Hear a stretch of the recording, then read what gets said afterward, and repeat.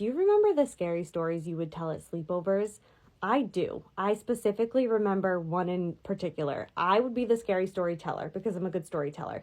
There was 3 that I always told at every sleepover, but one always sticks out in my mind. And let me know if you've ever heard this. This was from like the mid-late 90s. I didn't make this up. I don't know where it came from, but it stuck. And it was the one that we told over and over again. And it's pretty creepy even now to think about it. So there was a little boy who went to visit his grandparents one weekend, and his grandparents lived across the street from an insane asylum, which I think it's not as socially significant to say that. We can say maybe a mental institution.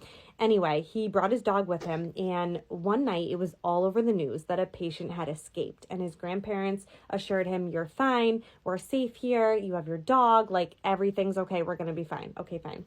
So that night there was a thunderstorm, of course, and the boom of the thunder and the crackle of the lightning, it woke him up, and he jolted awake, and he tried to fall back asleep, but he couldn't because there was a dripping in the bathroom, like someone had not tightened the faucet enough in the shower. So he put his hand next to his bed where his dog was, and his dog would lick his hand and comfort him, and he would fall back asleep. This happened again. Lightning, thunder, woke him up. He heard the dripping in the bathroom, and that made it hard to fall back asleep, but he put his hand down, his dog would lick his hand, comfort him, he would fall back asleep. Happens a third time, a couple of hours later.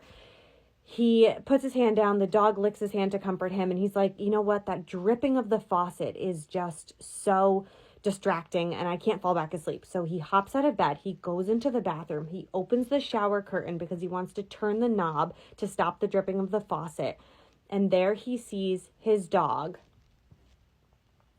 and the dripping noise is and just as he is about to run back in his bed and jump under the covers, he stops because he realizes, if my dog is here, who has been licking my hand and is under my bed?